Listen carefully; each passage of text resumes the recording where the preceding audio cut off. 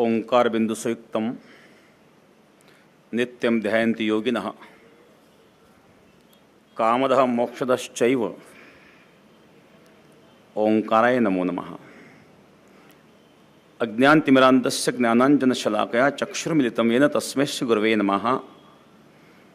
गंगा विशुद्धं नितपादस्पर्शं सरोवेष्टितं चुम्बितं पुण्यस्थानं सरालिसितं तुम समाधिस्थमूर्तिं नमामि गंगागिरियोगिराजं शुचिः शीलः समोदक्षः सप्रतापी जितेन्द्रियं तम नारायणगिरिं वंदे सच्चिदानंद विग्रहम्।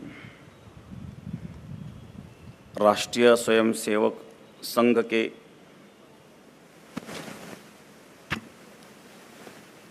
कार्यकर्ता विकास वर्ग द्वितीय समारोह में उपस्थित परम पूजनीय सरसंघ चालक माननीय डॉक्टर मोहन जी भागवत के चरणों में और मंच पर उपस्थित सर्व अधिकारीगण, प्रांत और महानगर के अधिकारी और समस्त वरिष्ठ जनों को वंदन करते हुए और सभी माँ भारती के उपासक, देश, संस्कार, संस्कृति, धर्म, न्याय के लिए समर्पित आप सभी लोगों के लिए मेरा हार्दिक प्रणाम।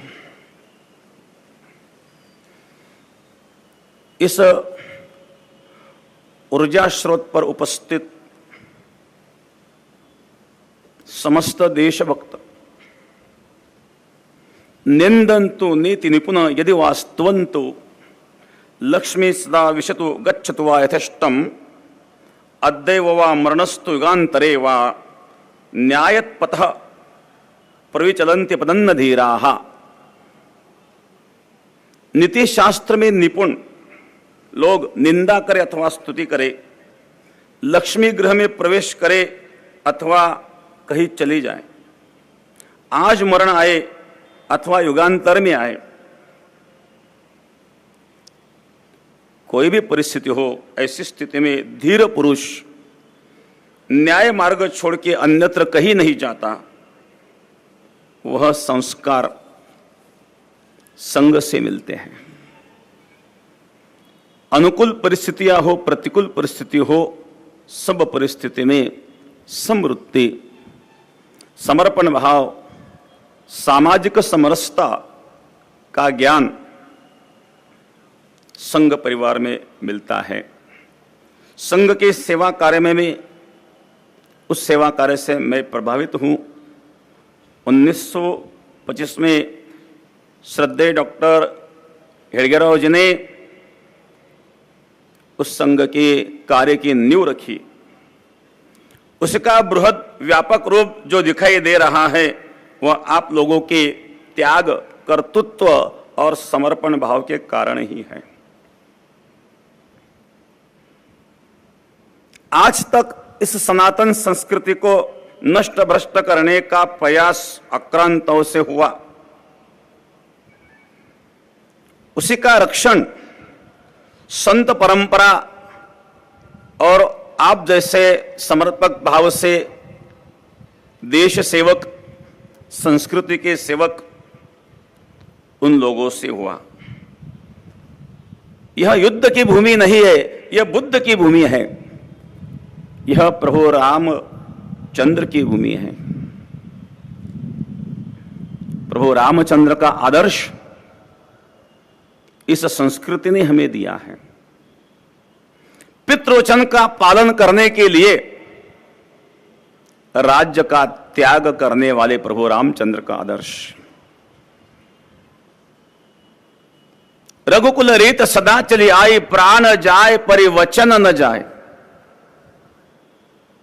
प्राणों से ही प्रिय अपने वचन को जिन्होंने माना है, यह संस्कृति है। पितृवचन का पालन करने के लिए राज्य का त्याग हम कर सकते हैं। यह आदर्श हमें भगवान प्रभु रामचंद्र के चरित्र से मिलता है। संत एकनाथ महाराज कहते हैं, भगवान प्रभु रामचंद्र राज्य का त्याग करके वनवास में जब जाते हैं उद्देश्य है पितृवचन का पालन। रघुनंदन पाई गेला, रथत्वाकारे आणिला, रघुनंदन पाई गेला। सूर्यवंशी नारायणा, माझा राघव जातो वना, माझा राघव जातो वना, रघुनंदन पाई गेला। सब अवधवासी प्रभु रामचंद्र के लिए रो रहे हैं, पितृवचन का पालन के लिए जिन्होंने राज्य को निछोड़ किया है। और आज हम देखते हैं कुछ लोग अपने माता पिता को वृद्धाश्रम में भेजते हैं, उन लोगों के लिए आदर्श है। एक बार हम संभाजी नगर में रेलवे स्टेशन के पास रुके थे।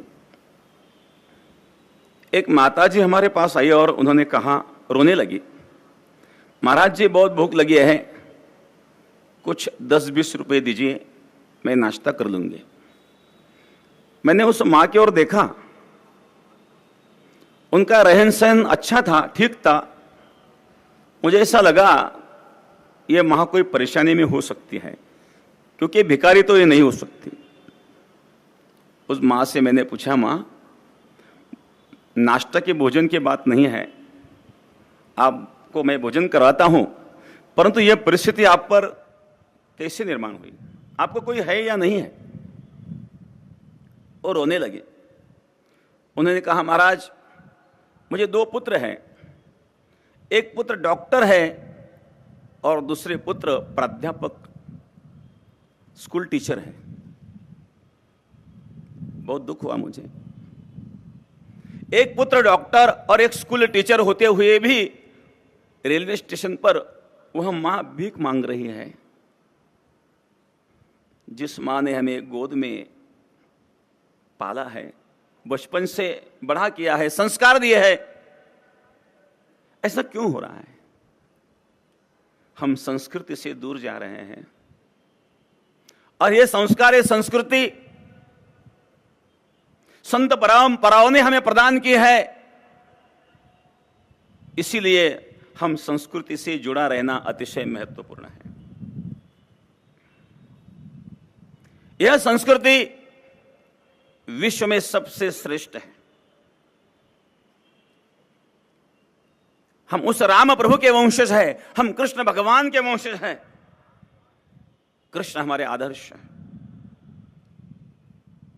महाभारत का एक प्रसंग है, जब द्रौपदी के 5 पुत्रों को अश्वत्थामा में सोते हुए मार दिया, उनका शिरच्छेद किया। अर्जुन ने पकड़ के अश्वत्थामा को द्रौपदी के सामने उपस्थित किया और द्रौपदी से पूछा, द्रौपदी आपके पुत्र का उन्होंने अन्याय किया है, आपके पुत्र को मारा है, आपका उन्होंने अपराध किया है, आप कहो जो शिक्षा मैं उनको देना चाहता हूं। मां द्रौपदी ने कहा, उनको छोड़ दो, उनको मारो मत। उस समय भीम ने कहा, अर्जुन तू नहीं मारेगा तो मैं मारूंगा। द्रौपदी तेरे 5 पुत्रों की हत्या जिस अश्वत्थामा ने की है, आप कह रहे हो उनको मत मारो, उसका कारण क्या? द्रौपदी ने कहा, मां का हृदय मैं जानती हूं। मेरे 5 पुत्रों की हत्या हुई है, अश्वत्थामा ने की है, अश्वत्थामा अपराधी है, वो दंड के लिए पात्र है। लेकिन दंड के अनेक मार्ग भी तो होते हैं। आप उनको क्यों बचा रही हो? तो मां द्रौपदी ने कहा, एक माता को खुश करने के लिए दूसरी माता को आप दुख मत दीजिए। द्रोणाचार्य की मृत्यु हुए 3 दिन हो चुके थे। अश्वत्थामा की मां अपने पति के मृत्यु के कारण रो रही है और उनका एक आधार है पुत्र। यदि आप उस पुत्र को मारेंगे तो विधवा मां कहां जाएंगी? उस विधवा मां के लिए उनको छोड़ दो, और कहीं भी दूसरे तरीके से आप उनको दंड दे सकते हो। मां का हृदय मां जानती है। जिस द्रौपदी के 5 पुत्रों की हत्या जिस अश्वत्थामा ने की, मां द्रौपदी उसके मां का विचार कर रहे हैं। यह संस्कृति, यह संस्कार केवल हिंदू धर्म में ही हो सकते हैं, और यह भारत वर्ष में ही हो सकते हैं, विश्व में और कहीं नहीं। इसीलिए इस संस्कृति को जन जन तक पहुंचाना यह हमारा कर्तव्य है। सामाजिक समरसता हर क्षेत्र में पहुंचाना हमारा कर्तव्य है। हमारे संत परंपरा बहुत ऊंची है। महाराज सिकंदर एक संत का दर्शन करते हैं। वो संत अपने अवस्था में स्थिति में थे। चिंता शून्य मदेन्द्र भक्षमशनम पानम सरिद्वारिषु स्वातंत्र्य निरांकुश स्थितिर्भिर निद्रा श्मशाने वने वस्त्रम क्षालन शोषणादिरहितम दिग्वा सुशय्यामहि संचारो निगमांत विचिदाम क्रीडाम परे ब्रह्मणे ब्रह्म स्वरूप में क्रीड़ा करने वाले एक महात्मा चिंता शून्य अवस्था में, नग्न अवस्था में उस महात्मा से सिकंदर मिले, और सिकंदर ने उनको पूछा, महाराज मैं आपको कुछ देना चाहता हूं। महात्मा जी ने कहा, आप दरिद्र मुझे क्या दे सकते हो? सिकंदर ने कहा, दरिद्र शब्द का अर्थ क्या होता है? उन्होंने कहा, दरिद्रस्तु असंतुष्टो, जो जीवन में असंतुष्ट है वो दरिद्री है। सिकंदर को दरिद्र कहने का सामर्थ्य रखने वाले हमारे संत महापुरुष हैं। उस संतों ने हमें जो परंपरा दी है, उस परंपरा के कारण यह संस्कृति को नष्ट भ्रष्ट करने का जो प्रयास किया गया, उसमें सफलता नहीं मिली। आज भी वही संस्कृति संस्कार चल रहे हैं। और मैं एक छोटा सा उदाहरण देकर के वाणी को विश्राम दूंगा। भारत और चीन का युद्ध हुआ था 1962 में। उस प्रसंग का एक वर्णन मैंने कल्याण मासिक में पढ़ा था। भारत चीन युद्ध था। युद्ध में चीन का एक सैनिक था, वो गंभीर तरह से घायल हुआ था। भारतीय सैनिक ने देखा अभी वो मरने वाला ही है, शत्रु भी क्यों ना हो, है तो वो भी एक मनुष्य। उनके पास थर्मस में चाय था। उन्होंने चाय लेकर के उस चीन के सैनिक के पास वो गए। लीजिए भाई चाय लीजिए। चाय देने के लिए भारतीय सैनिक जब नीचे झुका, उस चीनी सैनिक ने उनके पेट में नीचे से छुरा खोप दिया। वह भारतीय सैनिक नीचे गिरा। संयोग से दोनों सैनिकों को एक ही हॉस्पिटल में एडमिट किया गया। 2 दिन के बाद, क्योंकि वो चीनी सैनिक बहुत गंभीर जख्मी था, 2 दिन के बाद भारतीय सैनिक उस चीनी सैनिक के पास गया चाय लेकर के। लीजिए भाई, उस दिन तो मैं आपको चाय नहीं पिला सका, आज तो लीजिए। चीनी सैनिक रोने लगा और उनके मुंह से अनायास शब्द निकले, मैंने आज यह जान लिया है मेरे भगवान बुद्ध ने हिंदुस्तान में जन्म क्यों लिया है।